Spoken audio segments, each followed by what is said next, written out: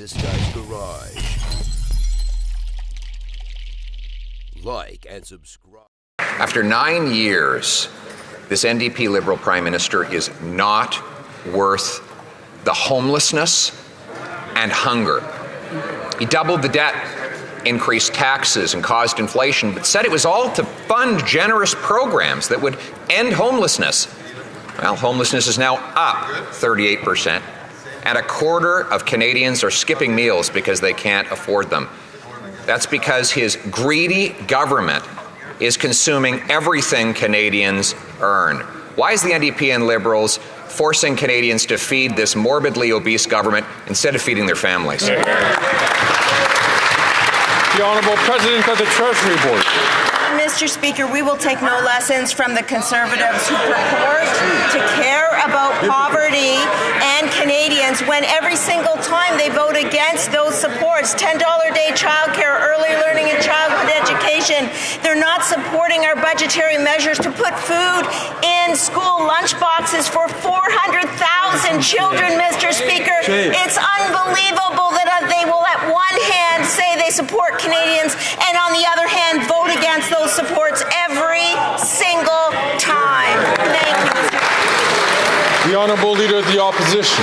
I'm grateful that the member points out that we have voted against every single policy that has caused homelessness to rise by 38%. Right. We have voted against every single inflationary policy that has forced 1/4 of Canadians to skip meals because they can't afford a meal on their table. Mr. Speaker, the government has doubled the debt, increased inflation, and blocked home building. Why is it that they force Canadians to feed this morbidly obese government rather than feeding their families? The Honourable President of the Treasury Board. Mr. Speaker, our government is actually focused on keeping inflation low so that interest rates can come down. And I will note that inflation has come down below the targeted range of 3%. And at the same time, Mr. Speaker, we have Budget 2024. We have supports for renters. We have supports for affordable housing. We have a national school food program on the table, Mr. Speaker, and we will continue to support Canadians with dental, with early childhood education, all the while the Conservatives vote against. Mr. Speaker, there's no plan on that side of the House. We will support.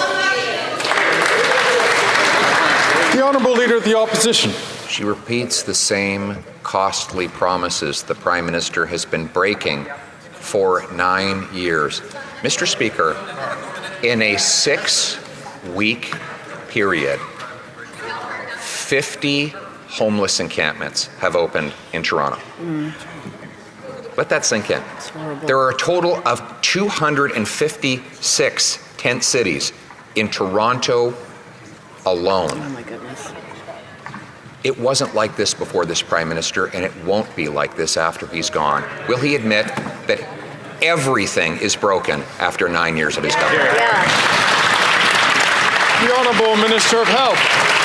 Of course, Mr. Speaker, when that member was a minister and had responsibility for housing, that there were more than 2 million more Canadians living in poverty. And the number of times that he talked about vulnerable people or taking action to help homeless, 0. He wants to hold out to people in a time of difficulty across the world that the solution is to cut the programs they need, to take away dental care, to take away pharmacare, and shame on him for it. We will stand up for vulnerable people in a way he never has. The Honourable Member for Peterborough-Kawartha. Mr. Speaker, maybe that minister needs to fight for Canadians by actually listening to them and talking to them. Because after 9 years of that Liberal NDP Prime Minister, things have never been worse. Canadians are more hungry and they're homeless. The Parliamentary Budget Officer confirmed what most Canadians already know, which is homelessness has increased 38% despite them promising to end it. But wait, it gets worse. From the front page of the Toronto Star, City to prioritize larger homeless encampments in new strategy as number of tents cities grow citywide. When did the Prime Minister simply give up and say, you know what, a tent is good enough? The Honourable Minister for Children, for Families, Children and Social Development. Thank you, Mr. Speaker. I've said it again. once again, we hear the Conservatives stand in this House and profess their support for Canadians. But I have to tell you, Mr. Speaker, that's not what we see day after day. When we put forward measures like the National School Food Program to ensure 400,000 more children have access to food at school, what do we see, Mr. Speaker? The Conservatives vote against. We put forward the Canada Child Benefit. What do we see, Mr. Speaker? They vote against. We will fight for... The honourable member from Leeds, Grenville, Thousand Islands and Rideau Lakes. At his billion-dollar green slush fund, the Prime Minister's hand-picked chair is being investigated for lining her own pockets and resigned in disgrace. After 9 years of this NDP Liberal government, this Prime Minister clearly isn't worth the cost or that corruption. But another NDP Liberal appointed director has been caught funneling $42 million to companies that she has stakes in. The Liberals knew it, but then they promoted her to the infrastructure bank anyway. But wait, she suddenly resigned. They gave her keys to a bigger mansion after burglaring the first one. Will they investigate every dollar she handed out? The Honourable Minister for Innovation and Science. Mr. Speaker, now you're seeing the Conservative Party of Canada going after any company, Mr. Speaker, that will work against climate change in this country. That's what these Conservatives are about, Mr. Speaker. Behind these questions, they're against new technology to help fight climate change. They know very well, and I've said it many times in this House, the moment we heard about delegation, we launched an investigation. The chair has resigned, the CR has resigned. We are investigating. We're going to make sure that every dollar, Mr. Speaker, that is spent is going to be well spent. We're going to restore governance, we're going to restore confidence, and we're going to keep investing in Canadian companies, Mr. Speaker.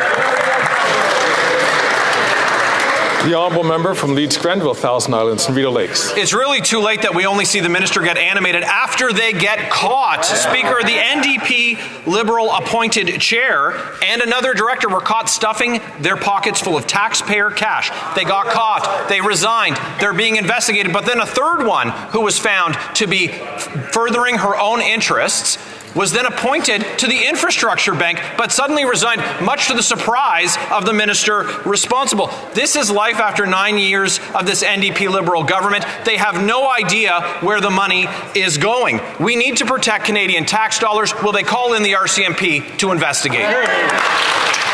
The Honourable Government House Leader. Well, that's the same question he just asked and that the Minister just answered. But while we're here and have some time, Mr. Speaker, I want to know why there is a woman in Aurora named Sabrina Maddow and another one, and they're both women, by the way. Her name is Rachel Gilliland, alleging things that don't seem quite kosher in Conservative nomination land. And that is after the accusations by Ms. Maddow of illegality in a Conservative nomination, and they just happen to be the only two women in that nomination race. Why?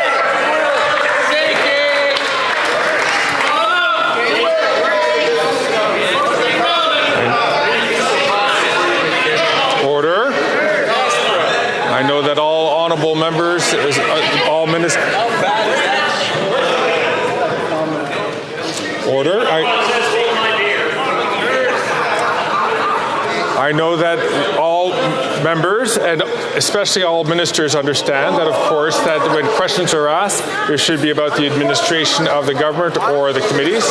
And it's the same thing which is expected of ministers to respond to the administration of government. The honourable member from Vancouver Quadra. Oh, excuse me, I've made a mistake. The honourable member from St. Albert, Edmonton. Speaker, after the Prime Minister got caught turning a blind eye to Beijing's interference in our elections, his government was dragged kicking and screaming into calling a public inquiry. It has now been revealed that the Prime Minister and the Cabinet are obstructing the work of the inquiry by refusing to turn over documents to the Commissioner. A simple question: will the Prime Minister end the obstruction and turn over all documents requested by Madam Justice Hogue, unredacted, yes or no? The Honourable Minister for Public Security. Mr. Speaker, my honourable friend knows very well that there's no obstruction at all. He should have a word with his House Leader, with whom I worked very collaboratively all summer in setting up the Hogg Commission. We agreed to all the details of the terms of reference, including the fact that solicitor-client privilege and cabinet confidence were essential things that needed to be protected. And, of course, the people that served in Mr. Harper's government would know the attachment Mr. Harper had to those principles. But our government went a step further and made available cabinet documents that were relevant to this inquiry, and will continue to do everything necessary to allow them to do their work.